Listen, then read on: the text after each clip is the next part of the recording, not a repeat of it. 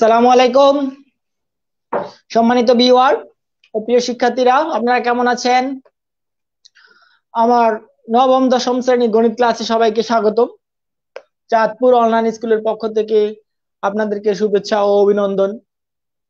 আমরা নিয়মিত ক্লাস করে যাচ্ছি চাঁদপুর অনলাইন স্কুলে। সেই নিয়মিত আয়োজন হিসাবে আজ ক্লাস করব নবম দশম শ্রেণীর শিক্ষার্থীর গণিতের পরিমিতি নিয়ে। পরিমিতির আমি মোট 11টি পর্ব করেছি এর আগে। সেটা ছিল আমাদের বেসিক পরিমিতি, জানি 4টি অধ্যায় ছিল। 4টি অধ্যায় 16, 1, 2, 3, 4-এ 11টি পর্বে পুরো মেন বইয়ের অঙ্কগুলো আমরা সমাধান করেছি। বেসিক জিনিস নিয়ে আলোচনা করেছিলাম, সূত্রগুলো প্রতিপাদন করেছিলাম।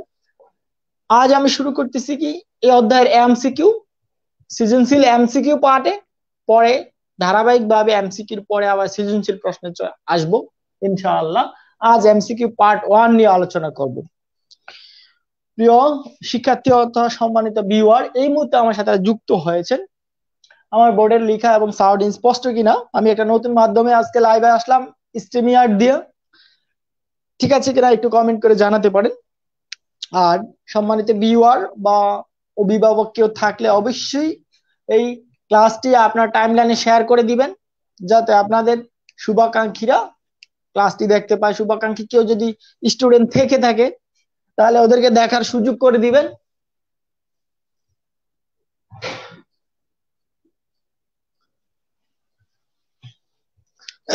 শুরু করতেছি আজকে আমাদের ক্লাস।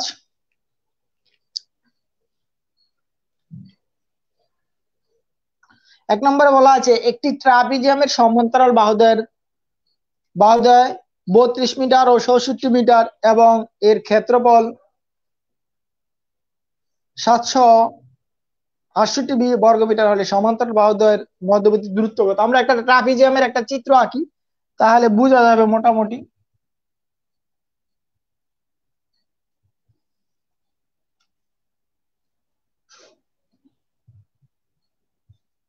আমরা জানি এটা একটা ট্রাপিজিয়াম, কারণ ট্রাপিজিয়াম আঁকতে হলে দুইটি একজোড়া বাহু কি হয়, সমান্তরাল হয়, ঠিক না?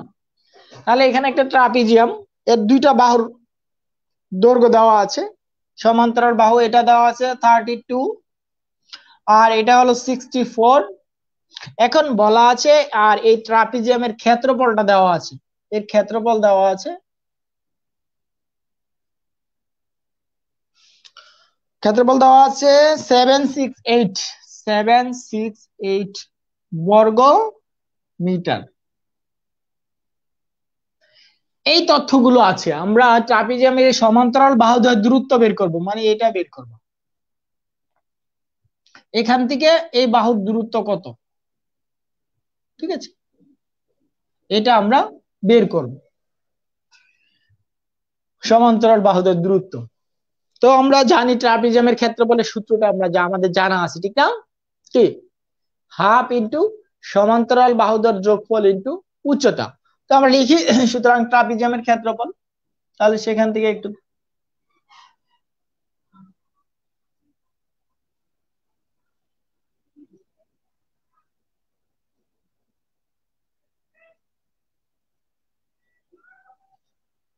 কি আছে, হাফ ইন্টু সমান্তরাল বাহুদের যোগফল ইন্টু উচ্চতা।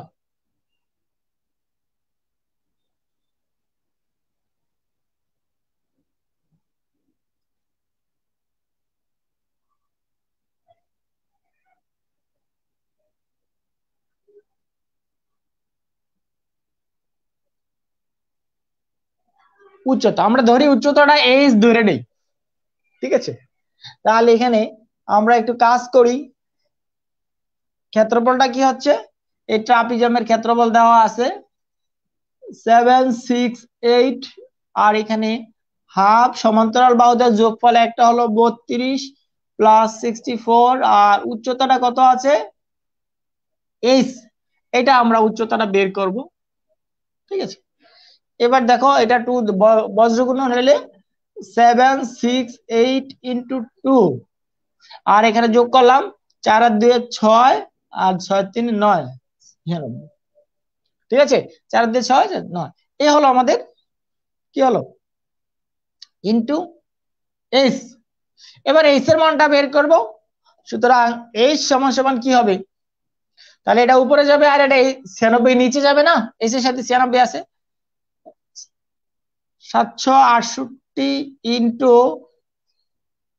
2 আর নিল হলো নিচে 96।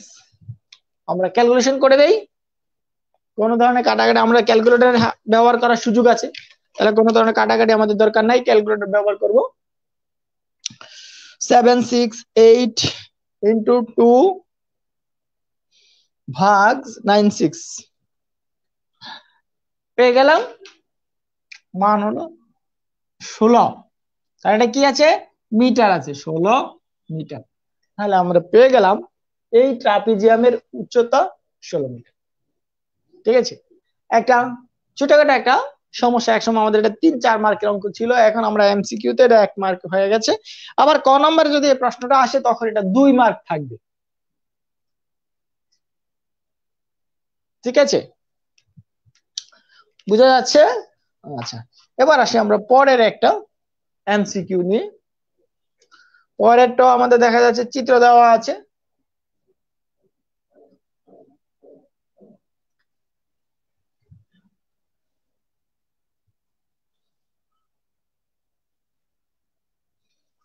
আমরা জানি এমসিকিউ 3 ধরনের, এইগুলো আমরা যেগুলো করতেছি এগুলো সাধারণ এমসিকিউ।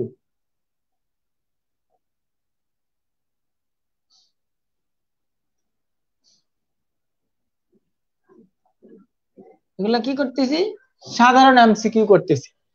বহুপদী সমাপ্তি সূচক এমসিকিউ আছে আর অভিন্ন তথ্যভিত্তিক এমসিকিউ, 3 ধরনের এমসিকিউ আছে। আমরা যেগুলো করতেছি সাধারণ এমসিকিউ। এবার আমরা আরেকটা চিত্র আঁকি, একটা বৃত্ত আঁকলাম, মূলত আঁকার চেষ্টা করলাম আর কি। আচ্ছা, বৃত্ত হাতে আঁকছি, এটা আঁকার চেষ্টা করলাম।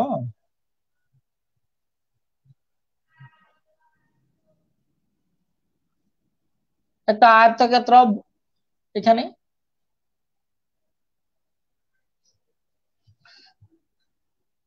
এটা হলো কর্ণ, নাম দিয়ে দিলাম A B C D,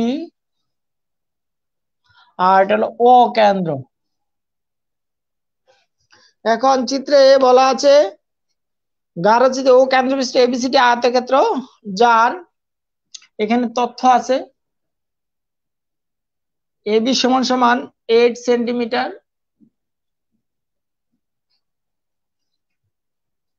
BC সমান সমান 6 সেন্টিমিটার। গাঢ় অংশের ক্ষেত্রফল কত, আমরা একটু দেখি।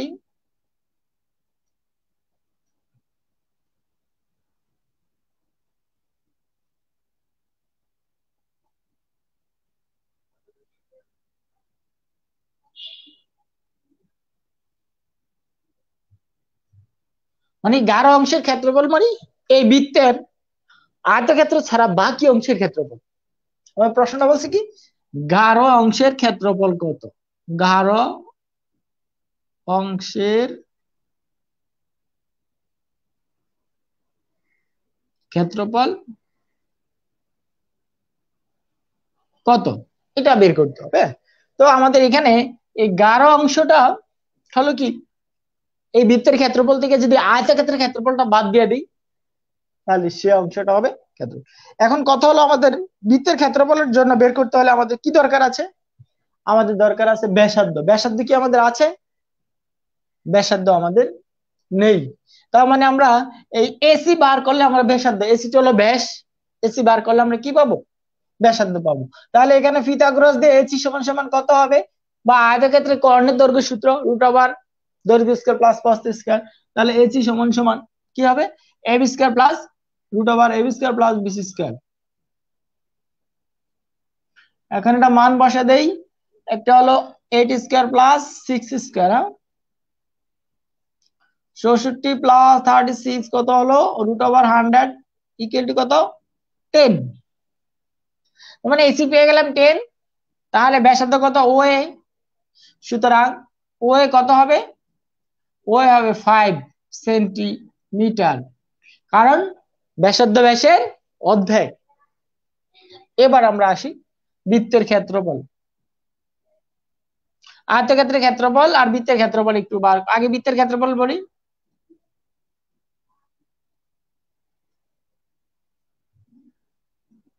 কত?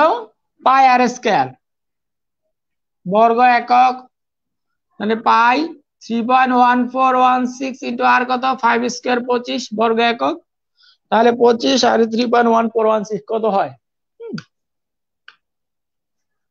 25 ইন্টু 3.1416, তাহলে 78.54, 78.54। এবার আমরা আয়তক্ষেত্রের ক্ষেত্রফল বের করি। আয়তক্ষেত্রের ক্ষেত্রফল কত হবে? আয়তক্ষেত্রের ক্ষেত্রফল হবে দৈর্ঘ্য পূরণ প্রস্থ 8 ইন্টু 6 বর্গ সেন্টিমিটার, তাহলে 648। শিক্ষার্থীরা, আমরা এখানে দুইটা অংশের ক্ষেত্রফল বের করলাম, সম্পূর্ণ বৃত্তের ক্ষেত্রফল বের করলাম আর এই যে আয়তক্ষেত্রের ক্ষেত্রফল বের করলাম। এবার কি করতে হবে?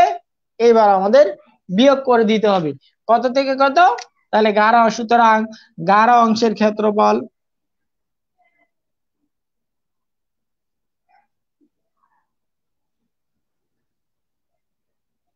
কত হবে? বিয়োগ করে দাও, কত?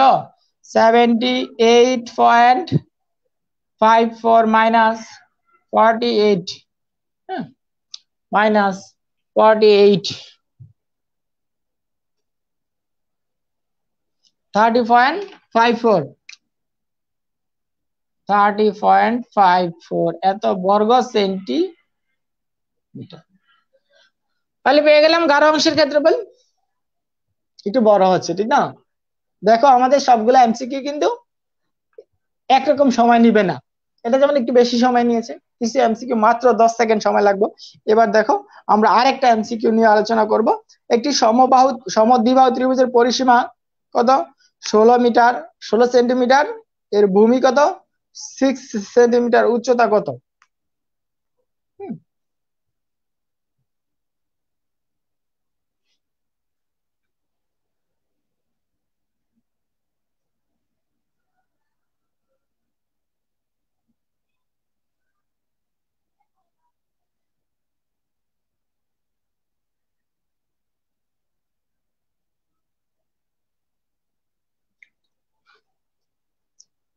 আবারও বলি, একটি প্রশ্নটা হলো একটি সমদ্বিবাহু ত্রিভুজের পরিসীমা দেওয়া আছে কত? 16 সেন্টিমিটার, তাহলে এর ভূমি কত? 6 সেন্টিমিটার। এবার একটু দেখি আমরা ত্রিভুজটা আঁকি, সমদ্বিবাহু ত্রিভুজ।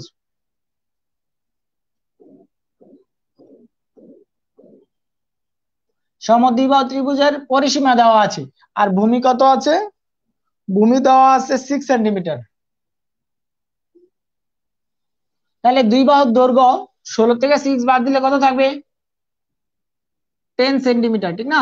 তার মানে 10 এর 2 ভাগ হবে, 10 এর আবার 2 দ্বারা ভাগ করলে কত? 5 হবে। তার মানে এটা হলো 5 সেন্টিমিটার, এটা হলো 5 সেন্টিমিটার। এ হলো সমদ্বিবাহু ত্রিভুজের আমরা কি পেলাম। এবার চাইছে উচ্চতা কত, তাহলে এখান থেকে ভূমির উপর উচ্চতা, এটা লম্ব আঁকলাম, লম্ব আঁকলাম, ঠিক আছে? তাহলে এই লম্বটা কি করতেছে? এই ভূমিটাকে দুইটা ভাগ করতেছে, একটা ভাগ এই একটা ভাগ, এটা 3 সেন্টিমিটার, এটাও 3 সেন্টিমিটার। যেহেতু সমবাহু ত্রিভুজ অবশ্যই এটা সমান দুই ভাগে বিভক্ত করবে, এটা মধ্যমা হিসেবে কাজ করবে। তাহলে আমরা এখানে বের করতে বলছি কি? বের করতে বলা আছে আমাদের উচ্চতা কত।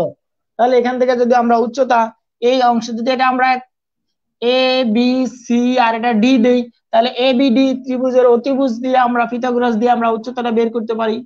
তাহলে ত্রিভুজ এ বি ডি এ কি করব আমরা? অতিভুজ স্কয়ার সমান সমান লম্ব স্কয়ার প্লাস ভূমি স্কয়ার, এখানে কত? এডি স্কয়ার প্লাস বিডি স্কয়ার সমান সমান কত? AB square. ওকে, এবার আমাদের মান বের করতে হবে কি? এডির মান বের করতে হবে। বিডির মান কত? 3 স্কয়ার এ বির মান কত 5 স্কয়ার এডি স্কয়ার প্লাস 9 আর হচ্ছে 25। তাহলে দেখো এডি স্কয়ার কত হবে 25 মাইনাস 9 ইকুয়াল টু কত 16। সুতরাং এডি ইকুয়াল টু কত 4 4 আর বর্গমূল করলে 4 হবে। আর এডি সমান সমান 4। তার মানে এটা কি এডিটা কি উচ্চতা, তাহলে উচ্চতা পেয়ে গেলাম 4 সেন্টিমিটার। তাহলে এই ত্রিভুজ আমাদের চাইছি কি উচ্চতা কত, তাহলে সুতরাং উচ্চতা 4 সেন্টিমিটার, 4 সেন্টি কি মিটার। ওকে,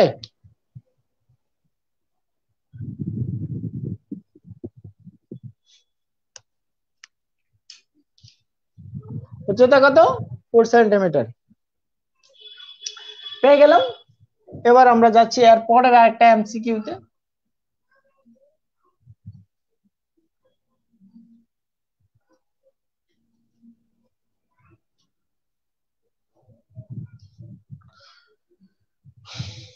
এবার আছি আমরা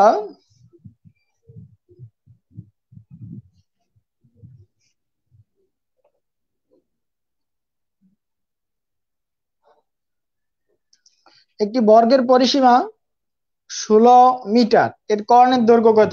একেবারেই সহজ, এটা আমাদের এটা বর্গের পরিসীমা কত, একটা বর্গের পরিসীমা হলো 4 বাহুর যোগফল, পরিসীমা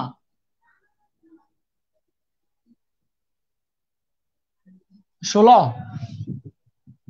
সেন্টিমিটার, হ্যাঁ, বা 16 মিটার যেটাই হোক একক। তাহলে এক বাহুর দৈর্ঘ্য কত 4, এটা দৈর্ঘ্য 4, এটাও কি হবে 4।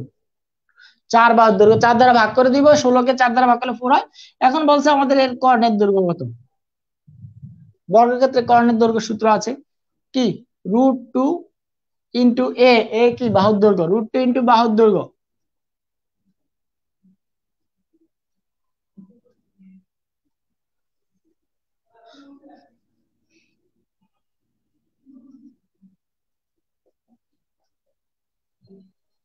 বর্গের ক্ষেত্রে কর্ণের সমান √2 ইন্টু বাহুর দৈর্ঘ্য। তাহলে এখানে √2 ইন্টু কত 4, তার মানে 4√2। যদি ক্যালকুলেশন রেজাল্ট 4√2 থাকে তাহলে 4√2 দিলাম। আর যদি মনে করে এটা ভাঙ্গে গুণ করে দিছে, যদি যা তখন আমাদের আনসার যা থাকে তাই দেখে গুণ, যদি দিন আমাদের ডেসিমালের রেজাল্টটা দেওয়া আছে তাহলে সেটা ভাগ করে গুণ করে দেখতে হবে কোনটার সাথে ম্যাচিং হয়। ধন্যবাদ। এবার আমরা আসি আরেকটা এমসিকিউ, যেগুলো আমাদের সময় কম লাগে। দেখো সবগুলো কিন্তু একরকম সময় লাগে না, আমরা জানি কিছু এমসিকিউ আমাদের 10 সেকেন্ডে আনসার করতে পারা যায়, ঠিক না, 10 সেকেন্ডে আনসার করা যায়। এই জন্য আমাদের কিছু এমসিকিউ আবার 1 মিনিট 1.5 মিনিট লেগে যাবে, 2 মিনিট লেগে যেতে পারে। তো এই সময় এখানে একটা এমসিকিউ 10 সেকেন্ড আনসার করলে 50 সেকেন্ড থাকে, সে 50 সেকেন্ডে কিন্তু অপর এমসিকিউ কাজে লাগে, কারণ প্রত্যেকটা জন্য 1 মিনিট বরাদ্দ, 30টা এমসিকিউ 30 মিনিট বরাদ্দ।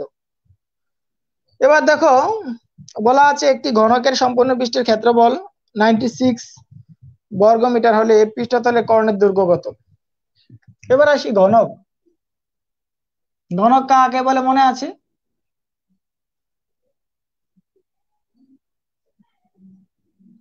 ঘনকের কি দেওয়া আছে, ক্ষেত্রফল দেওয়া আছে, পৃষ্ঠের ক্ষেত্রফল, সম্পূর্ণ পৃষ্ঠের ক্ষেত্রফল। ঘনকের পৃষ্ঠের ক্ষেত্রফলের সূত্র কি, ঘনকের প্রত্যেক বাহুর ধার যদি এ হয় তাহলে ঘনকের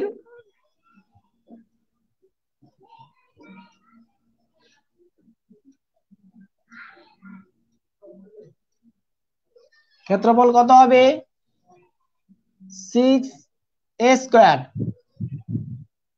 ঠিক আছে, ক্ষেত্রফল 6a স্কয়ার। তাহলে আমাদের কি আছে 6a স্কয়ার সমান সমান দেওয়া আছে 96, তাহলে a স্কয়ার ইকুয়াল টু কত 96/6, তাহলে 6 16 96, a স্কয়ার ইকুয়াল টু কত 16, বা সুতরাং a ইকুয়াল টু কত 4। তা পেয়ে গেলাম কি a ইকুয়াল টু 4 পেয়ে গেলাম, এই ঘনকের ধার পেয়ে গেলাম। এবার বের করতে বলছি কি, আমাদের বলছে এর কর্ণের দৈর্ঘ্য কত। তাহলে ঘনকের কর্ণের দৈর্ঘ্য সূত্র কি মনে আছে? আচ্ছা, অবশ্যই মনে আছে। ঘনকের কর্ণের দৈর্ঘ্য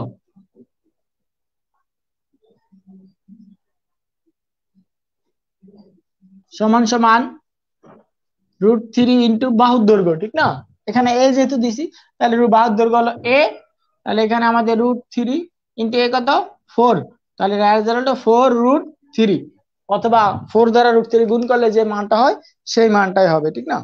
আমাদের ক্যালকুলেটর আমাদের বিক্ষেপক এখানে 4√3 দেওয়া আছে, তার মানে আনসার 4√3।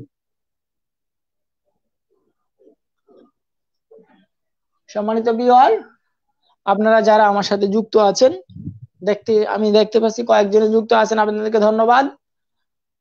আমার ক্লাসটি আপনারা শেয়ার করে দেন, যাতে আপনার টাইমলাইনে কোনো শিক্ষার্থী থাকলে ক্লাসটি দেখার সুযোগ পায়। ওকে, এবার চলে আসি আমাদের পরের অংশ।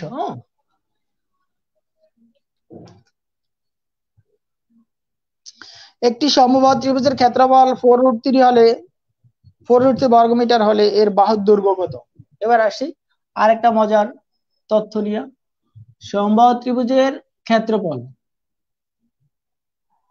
তাহলে সমবাহু ত্রিভুজের প্রত্যেক বাহুর দৈর্ঘ্য যদি এ হয়, সমবাহু ত্রিভুজ 3টা বাহুর সমান, তাহলে ক্ষেত্রফল কত হবে? সমবাহু ত্রিভুজের ক্ষেত্রফল কত আছে জানা আছে আমাদের?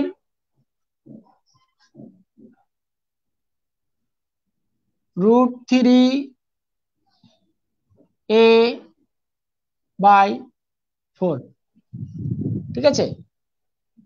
ক্ষেত্রফল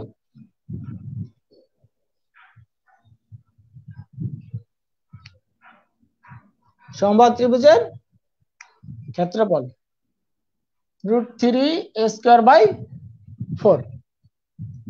এবার আমাদের কি দেওয়া আছে? ক্ষেত্রফল দেওয়া আছে 4√3 দেওয়া আছে, তাহলে প্রশ্ন মতে এটা হবে এই যে √3a²/4 ইকুয়াল টু কত? 4√3। খেয়াল করো এখানে আমাদের কি হচ্ছে, এই √3 কাটা যাচ্ছে উভয় পক্ষে, তাহলে a²/4 ইকুয়াল টু কত? 4 স্কয়ার, তাহলে স্কয়ার ইকুয়াল টু কত হচ্ছে? 4 4 16। ক্ষেত্রফল বর্গ একক, একক, তাহলে এ কত হবে? এ ইকুয়াল টু কত হবে? 4 হবে। এখানে এগুলা কি? দৈর্ঘ্য প্রস্থ উচ্চতা, তাহলে এগুলোর ক্ষেত্রে মাইনাসের মানটা আমরা জানি, এর বর্গমূল করলে +-4 হয়, কিন্তু এখানে যেহেতু উচ্চতা বিষয়ক দৈর্ঘ্য উচ্চতা বিষয়ক সমস্যা, দৈর্ঘ্য কখনই কি হয় না, ঋণাত্মক হয় না, এজন্য আমরা মাইনাস মানটাকে হাইড করে রাখি, ঠিক আছে? এটা আমরা দেখানোর প্রয়োজন নাই, যেহেতু এগুলো দৈর্ঘ্য প্রস্থ উচ্চতা বিষয়ক সমস্যা।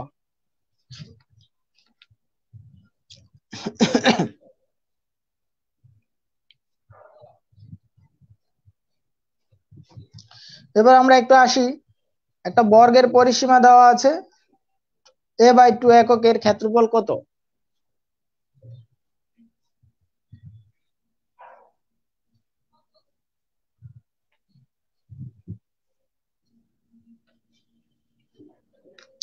একটি বর্গের পরিসীমা,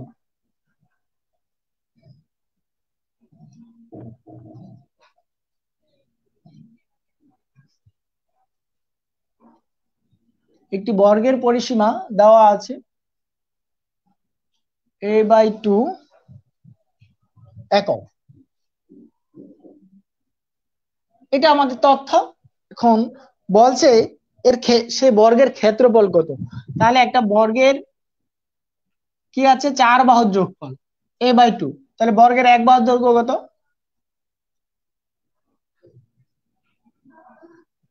এক বাহুর দৈর্ঘ্য, এটাকে 4 দ্বারা ভাগ করতে হবে, তাই কি? a/2/4, ঠিক না? এত একক, তাহলে এখানে a/2 ইন্টু কত 1/4, ঠিক আছে। তাহলে আসছে a/8 একক। এখন বলছে কি বর্গের, সে বর্গের ক্ষেত্রফল কত, ঠিক না। তাহলে এখানে বর্গের ক্ষেত্র, এটা এক বাহুর দৈর্ঘ্য বর্গের, তাহলে ক্ষেত্রফল হবে স্কয়ার হবে a/8 হোল স্কয়ার বর্গ একক। তাহলে এখানে a স্কয়ার বাই 8টা কত 66 বর্গ একক। ওকে প্রিয় শিক্ষার্থীরা, বুঝতে পারলাম। তাহলে a স্কয়ার বাই 64 বর্গ একক।